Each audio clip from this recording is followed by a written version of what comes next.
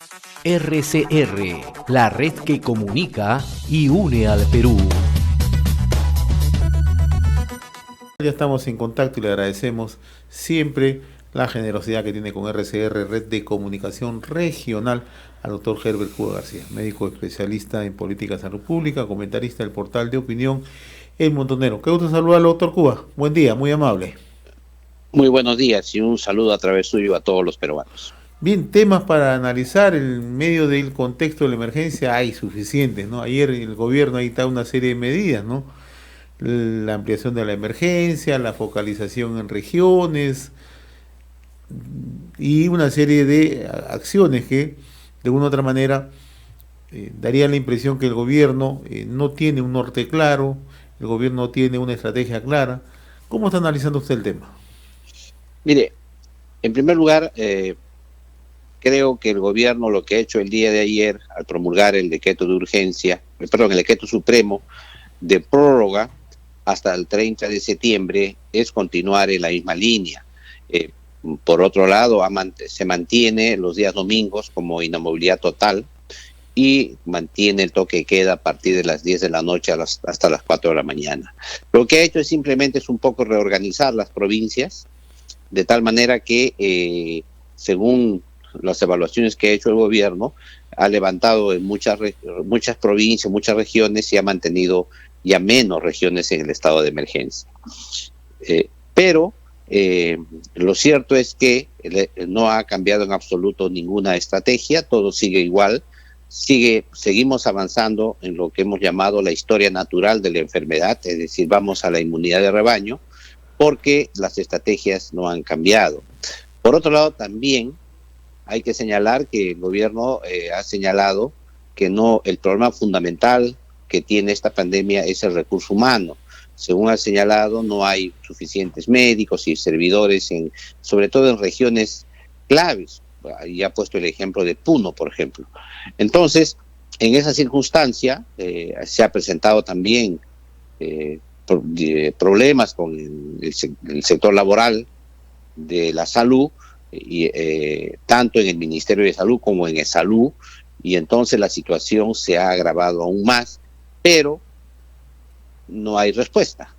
Ante eso, el Congreso de la República ha promulgado una ley que de alguna manera resarce derechos laborales que tenían los servidores, y la polémica ha sido que van a apelar al Tribunal Constitucional para que declare inconstitucional esa norma, con lo cual los problemas laborales en el sector se agravan, porque como es natural, el gremio médico y le ha señalado al presidente que en lugar de presentar una medida de inconstitucionalidad, lo que debería hacer es dar curso a ese tema.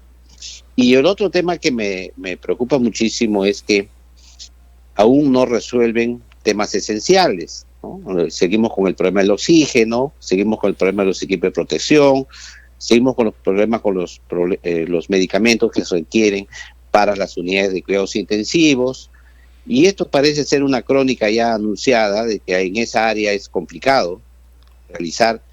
Mire usted, se señaló que había un oligopolio en el oxígeno medicinal al 99%, que solamente habían 2 empresas que comercializaban esto en el Perú. Se planteó por un decreto de urgencia que el oxígeno medicinal puede ser del 93% de concentración hacia arriba, y todas esas normas se dieron con la finalidad de manejar el abastecimiento del oxígeno, pero estamos a 5 meses, y es más, esa disminución de la concentración del 99% al 93%, se dio un decreto de urgencia que culmina en el mes de diciembre, y aún así, hasta la fecha, el Ministerio de Salud no cambia el petitorio único nacional que señale que el oxígeno medicinal que tienen que comprar los funcionarios del Ministerio de Salud sea del 93%. Entonces, aquí se suma una serie de aspectos de orden político muy generales, que tiene que ver con la suspensión, en primer lugar, de las garantías constitucionales, porque esto se ha prorrogado, la inviolabilidad de domicilio, la libre tránsito y una serie de derechos constitucionales, y esos derechos constitucionales que representan un costo social para el país, ¿no? Un enorme costo social, no solamente económico y político, sino un costo social. Y por otro lado, miren ustedes, y aquí voy a entrar a un tema un poco polémico, cuando se trata de levantar otro derecho constitucional, que es el de los contratos ley, ahí sí saltan todo el mundo, y ese es inamovible. O sea que yo creía que los derechos más importantes son los derechos de las personas naturales, ¿no? De nosotros, los seres humanos. Sin embargo, esos derechos que son también que por una situación de emergencia y por emergencia, por ejemplo, solamente es la suspensión del cobro de peajes por emergencia, no era definitivo, eso sí no se podía realizar porque eso sí es inamovible. Entonces, ahí cuando uno comienza a ver que la proporcionalidad de derechos, cuando uno hace un estudio de qué derecho se afecta y qué derecho no se afecta en una emergencia, uno se da cuenta que siempre se afectan solo los derechos de las personas naturales, de los seres humanos, pero los grandes derechos de las otras personas que no son humanas no se afectan. Entonces, cuando uno ve todo ese panorama, creo yo que la lucha contra la pandemia ya comienza a pasar a segundo plano y vemos que el rumbo, la ruta que está llevando el Perú es la historia natural de la enfermedad. Avanzamos a la inmunidad de rebaño y el ejemplo más claro ha sido Iquitos, que fue el ensayo mayor, donde ahí se ha llegado prácticamente a la inmunidad de rebaño y se está esperando que las cosas pasen por sí solas hasta el final. Entonces yo tengo una seria reclamo en el sentido también de la forma como se resuelven los conflictos laborales en el sector salud, ¿no? Y a tal punto que en mi último artículo he señalado cómo es el diálogo, ¿no? Y ahí se nota con claridad que el diálogo no existe. Lo que hay es simplemente plantear que el problema de la salud en el país, ¿no?, se debe a que los médicos son tan irresponsables e inconscientes, ¿no?, que no logran comprender que una pandemia no se hace protestas y en consecuencia deberían estar sumisos y callados, y como ustedes saben la mortalidad de médicos ya es alta, y no decir nada. Yo creo que esa es la lectura que veo yo en esta circunstancia. ¿Y hacia dónde vamos? Porque usted ha enumerado una serie de hechos, ¿no? Y todos de una u otra manera han tenido normativa, todos han sido anuncios, y hasta el momento estamos viendo a la luz de los resultados, nada se cumple, ¿no? Pero usted también ha enfatizado, ¿qué estamos esperando? ¿Llegar a esta inmunidad de rebaño? ¿Es lo que usted más o menos percibe? Eso es un poco, si se quiere, por llamarlo de alguna manera, ¿es lo que está esperando el gobierno? Sí, yo creo que sí, porque Pero eso es sumamente peligroso, ¿no? Para un país que, como en la situación que nos encontramos, ¿o me equivoco? Sí, es sumamente peligroso, porque dada la debilidad del sistema sanitario nuestro, sí, no es posible que todos los ciudadanos lleguen a los hospitales y reciban atención. Y hemos observado el último periodo cómo ya eso ya no es noticia. Ya no es noticia que la gente que esté peleando por una cama UCI, ya no es noticia. Se da por descontado que eso es natural. Ya no es noticia tampoco que la gente esté esperando en su casa que lo vayan a visitar los médicos. Qué buen apunte que usted hace, porque hasta hace 2 meses algunos medios de comunicación se preocupaban por la situación de los hospitales, la carencia de infraestructura, no teníamos médicos, no hay oxígeno, no hay medicamentos, etcétera, etcétera. Ahora eso no es noticia. Más noticia significa la nota policial, la nota de quién toma un trago, quién se reúne, etcétera, etcétera, ¿no? Entonces, el tema central no se ha visto a lo largo de esta pandemia, ¿no? Mire usted, a tal punto que la noticia del día de ayer ha sido la designación de Vicente Ceballos, del ex premier Vicente Ceballos en la OEA, que dicho de paso tiene una misión muy importante que es cautelar a la Corte Interamericana de Derechos Humanos, porque obviamente eso va de la mano con el Tribunal Constitucional Peruano. Y lo que está ocurriendo en la política peruana va a ser que es el Tribunal Constitucional Peruano es ahora el tema de fondo en este conflicto entre el Ejecutivo y el Legislativo. Y en consecuencia, ahí es un foco, pero no es la noticia, ¿no?, el tema que sigue siendo la muerte de muchos compatriotas nuestros, la escasez que hay de recursos y suministros en los hospitales, que era noticia cotidiana hasta hace poco, ¿no? Y ahora ya se ha normalizado la muerte, se ha normalizado la pandemia. Y eso es lamentable. Y en ese escenario ya hay un culpable. ¿Cómo es posible que los médicos y los trabajadores de salud hagan una paralización en esta circunstancia? Que eso de paso es una paralización nominal, ¿eh? Porque no han dejado de atender.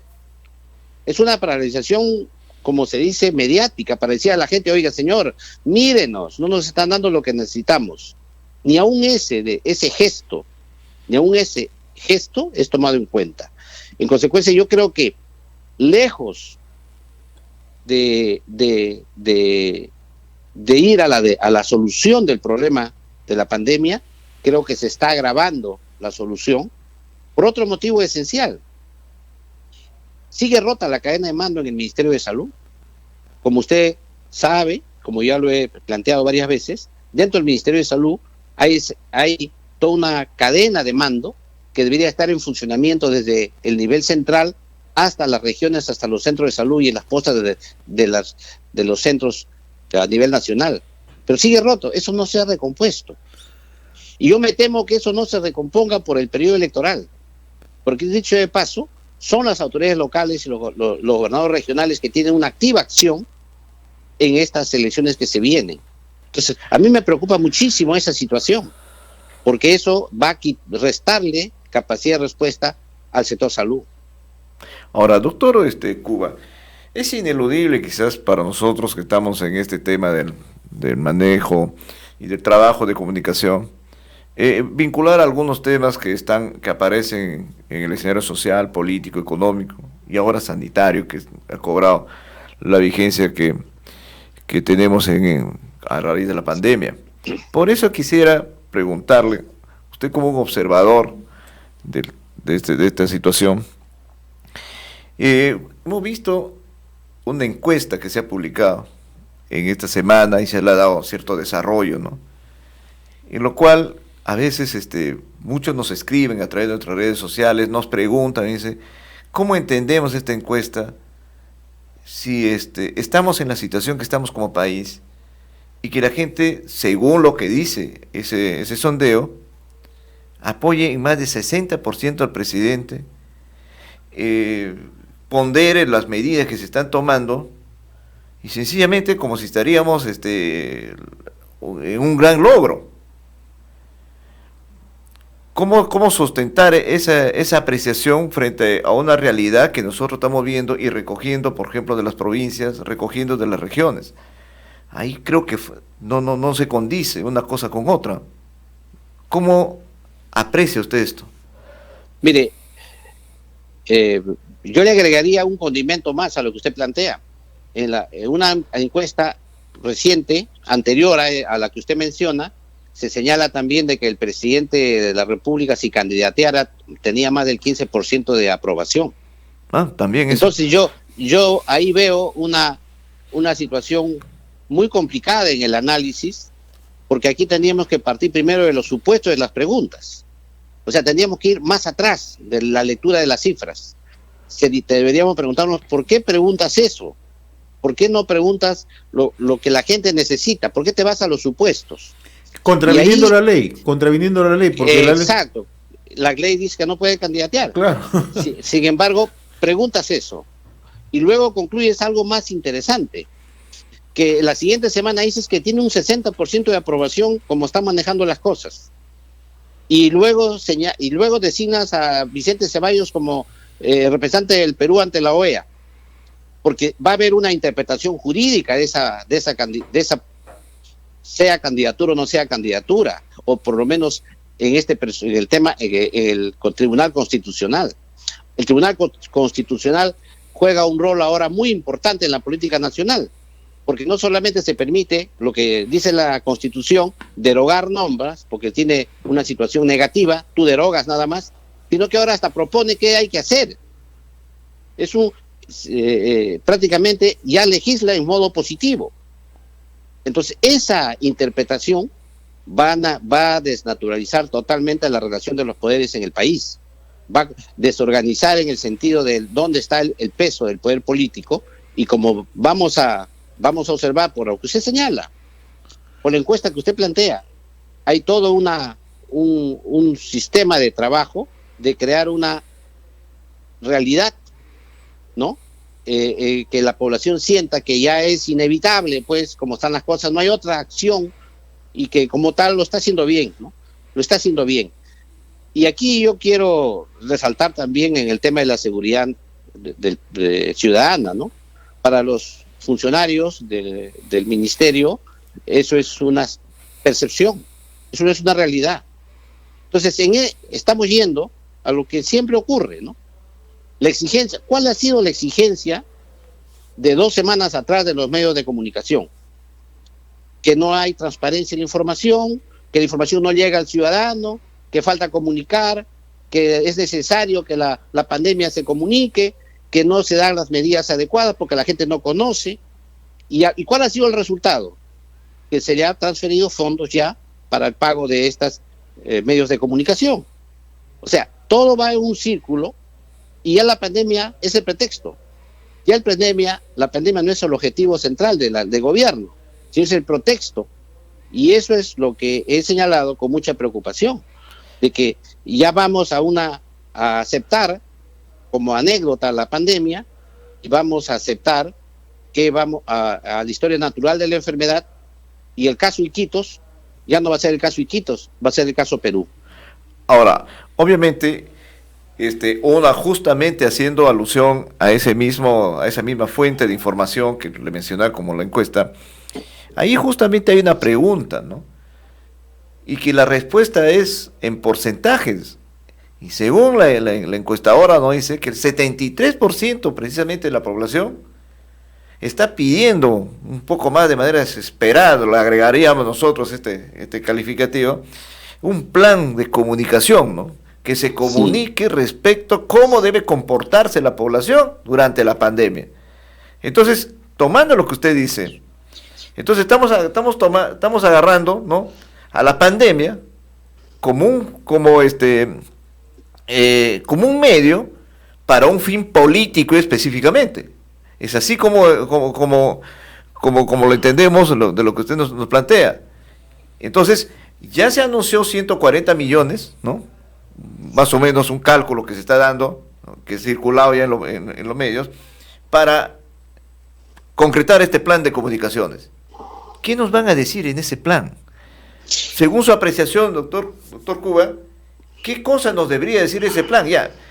El plan, el hecho ya está, el ministro ya lo anunció ayer, el premier, y que van a contratar artistas y van a contratar los talentos que tenemos, no sé, de las personalidades de la farándula, para que nos comuniquen y nos transmitan y nos motiven, ¿no?, al cumplimiento de las medidas que está implementando el gobierno para mitigar la pandemia.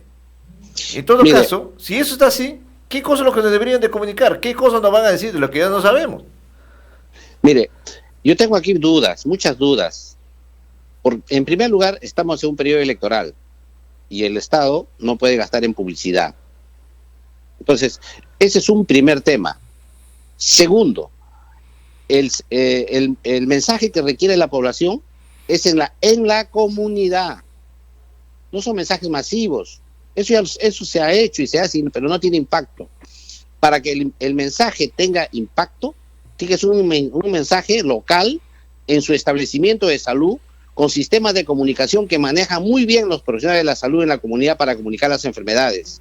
Ese es un manejo persistente y consistente que tiene que ver con el enfoque comunitario y el fortalecimiento del primer nivel de atención. Ahí es el mensaje de fondo. Ahora, puede ir un acompañamiento en un mensaje nacional, cierto, pero tiene que ser totalmente apolítico, totalmente aséptico a la campaña electoral, y tiene que ser con mucha propiedad.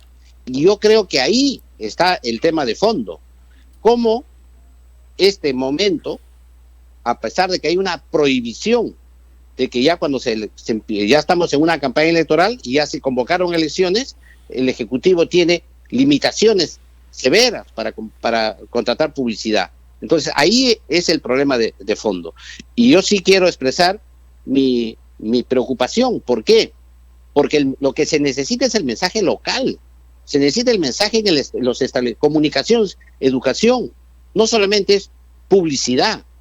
Hay que poner aquí el énfasis, sobre todo, en la educación y la comunicación y el cambio de comportamiento, pero con hechos concretos en el nivel local. Y ese tema a mí me preocupa muchísimo. Por otro lado, es cierto, hay mensajes pequeños, claros, que se tienen que comunicar para reforzar el trabajo comunitario, pero no es al revés. No es que yo deshago el trabajo comunitario y solo hago publicidad nacional. Eso no tiene impacto, ya está demostrado.